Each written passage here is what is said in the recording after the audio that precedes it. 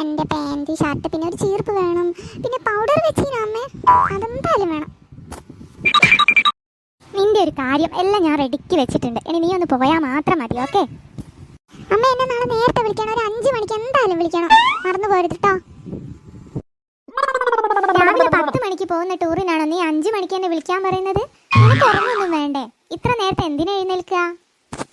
അത് പിന്നെ ലേറ്റ് ആയി പോകണ്ടെന്നല്ലോ എന്ന് വിചാരിച്ചിട്ടാ, പിന്നെ ഇന്ന് എനിക്ക് എന്തായാലും ഉറക്കം വരില്ല. ആ ശരി ശരി, എന്നാ വേഗം ഉറങ്ങിക്കോ, രാവിലെ വേഗം എഴുന്നേൽക്കണ്ടിയല്ലേ. ആമേൻ, ഗുഡ് നൈറ്റ്, ഞാൻ ഉറങ്ങാൻ പോവാ. ബസ് ഇപ്പൊ വരും, നമുക്ക് ടൂർ പോകാലോ. നമ്മുടെ ബസ് ബ്ലൂ കളറാണോ റെഡ് കളറാണോ? എനിക്ക് തോന്നുന്നത് നല്ല പച്ച പോലത്തെ ഗ്രീൻ ആണെന്നാ. അയ്യേ, പച്ചയും ഗ്രീനും ഒന്നും തന്നെയാ. അതുപോലും അറിയില്ല പണ്ടത്തി. എടാ നോക്ക്, നമ്മുടെ സാറ് നല്ല ലുക്കിലാണല്ലോ അല്ലേ? അതെ അതെ, സിനിമാ നടനാണെന്ന വിചാരം. ഹായ് മക്കളെ, എന്തല്ല നമ്മൾ ടൂർ പോകുകയല്ലേ? അല്ല, മാഷിനെ കാണാൻ എങ്ങനെയുണ്ട് നിങ്ങൾ പറ. ഹായ് മാഷേ, സൂപ്പർ, അടിപൊളിയായിട്ടുണ്ട്. ഇപ്പൊ മാഷെ കണ്ടാല് ഒരു ഫിലിം സ്റ്റാറിനെ പോലെ തന്നെ ഉണ്ട്. നീ എന്തിനാണ് അയാൾ ഇങ്ങനെ പൊക്കി പറയുന്നത്? അതോ ഇറങ്ങി വല്ലതും മേടിക്കണമെങ്കിലേ ഇയാളെ സമ്മതം വേണം, അതിനാ കുറച്ച് പൊക്കി പറഞ്ഞത്. എന്നാലല്ലേ നമുക്ക് എന്തെങ്കിലുമൊക്കെ വാങ്ങാനൊക്കെ പറ്റുള്ളൂ. ഓ അത് ശരി, നിന്റെ ബുദ്ധി കൊള്ളാം. എന്താ മക്കളെ, എന്താ പറഞ്ഞത്? ഫിലിം സ്റ്റാറോ? എനിക്കറിയാം, എനിക്ക് ദൈവം ഇങ്ങനെ സൗന്ദര്യം വാരിക്കോരി തരും. എന്ത് ചെയ്യാനാ? എല്ലാരും എന്നെ കാണുമ്പോ പറയാറുമുണ്ട്, എവിടെയോ കണ്ട പോലെ ഉണ്ട്, ഫിലിമിൽ ഞാൻ അഭിനയിച്ചിട്ടുണ്ടോന്നൊക്കെ ചോദിക്കാറുണ്ട്. ഞാനതൊന്നും വലിയ കാര്യമാക്കി എടുത്തിട്ടില്ല. എടാ, നീ വെച്ച കെണിയിൽ അയാൾ വീണിട്ടുണ്ട് എന്തായാലും. ഇനിയിപ്പോ നല്ല സോപ്പിയിലായിരിക്കും. നമുക്ക് ഇഷ്ടമുള്ള പോലെ എല്ലാം ചെയ്യാം. അതെ അതെ.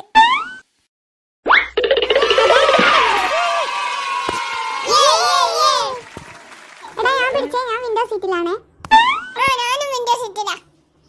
അതിന് നിങ്ങൾ എന്തിനാ തല്ലുകൂടുന്നത്? കുറെ വിൻഡോ സീറ്റ് ഉണ്ടല്ലോ. എല്ലാവർക്കും വിൻഡോ സീറ്റ് കിട്ടുമായിരിക്കും. ഇത് വലിയ ബസ്സല്ലേ, ഞാൻ നമ്മളെ വേനാണെന്നാ ഓർത്തത്.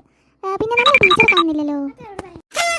ടീച്ചർ മേക്കപ്പ് ഇടുന്ന തിരക്കിലായിരിക്കും, നമ്മളിവിടെ കാത്തിരിക്കലേ ഉണ്ടാവും. ആഹാ, അതാരാ എന്നെ പറ്റി പറഞ്ഞത്? അതല്ല മിസ്, മേക്കപ്പ് ഇട്ടില്ലെങ്കിൽ സുന്ദരിയാന്നാ ഉദ്ദേശിച്ചത്. അതെ അതെ, ടീച്ചർ സുന്ദരിയാ. അതെ, നമ്മൾ എന്തെങ്കിലുമൊക്കെ പറഞ്ഞെന്നും വെച്ച്. ഓക്കെ, ഇനി എല്ലാവർക്കും ബസ്സിൽ കയറാം.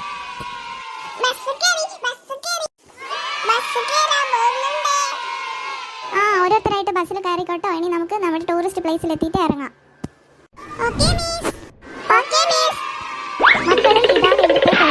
മറീന ബീച്ച്. ഇനി നിങ്ങൾ കുറച്ചു നേരം കളിച്ചോ. നമ്മളിപ്പോ എന്താ കളിക്കുക? ബീച്ചിൽ ഇറങ്ങാൻ എന്തായാലും മിസ് സമ്മതിക്കില്ല. അപ്പൊ വേറെ എന്തെങ്കിലും കളി കളിക്കണം. എനിക്കൊരു കളി അറിയാം, ഒരു അടിപൊളി കളിയാ. പക്ഷെ അതെന്റെ ചേച്ചി പറഞ്ഞതായിരുന്നു, പക്ഷെ നിങ്ങൾക്കൊന്നും അതറിയാൻ ഒരു ചാൻസും ഇല്ല. അതെന്ത് കളി? അതിന് പേരില്ലേ? അതിന്റെ പാട്ട് ഞാൻ പാടിത്തരാം.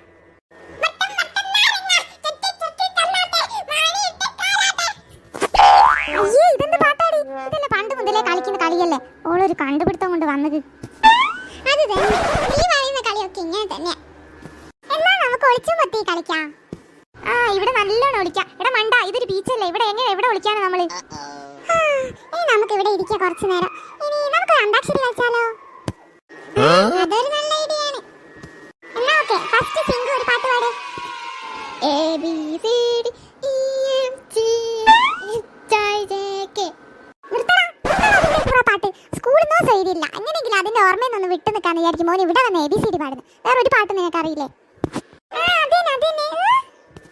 എന്നാ കേയിലല്ലേ നിർത്തി, അടുത്ത ഞാൻ പാടാം.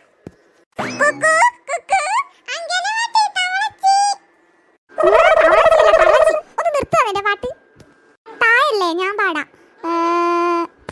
തെന്നെന്നും താനെന്നും താളത്തിലാടി മന്ദാരക്കുമ്പത്തൊരു ഞാലിലാടി ഒന്നിച്ചു രണ്ടോമൽ പൈങ്കിളികൾ രണ്ടാനക്കും നിന്റെ ഓവനകൾ കാടിന്റെ കിങ്ങിണികൾ. താ വെച്ചിട്ട് പാട്, അടുത്താള്. നിന്നോട് ഇഷ്ടം കൂടാമോ? നിന്നെ കൂടാതില്ലല്ലോ എന്നുള്ളിൽ പൂക്കാലം കളിയാടാമേ കിളിമരത്തിന് ഊണും. കിളിമരത്തിന്റെ ഊണോ? ഇവനെന്താ ലാസ്റ്റ് ഈ പാട്ട് ഇങ്ങനെ ആക്കിയത്?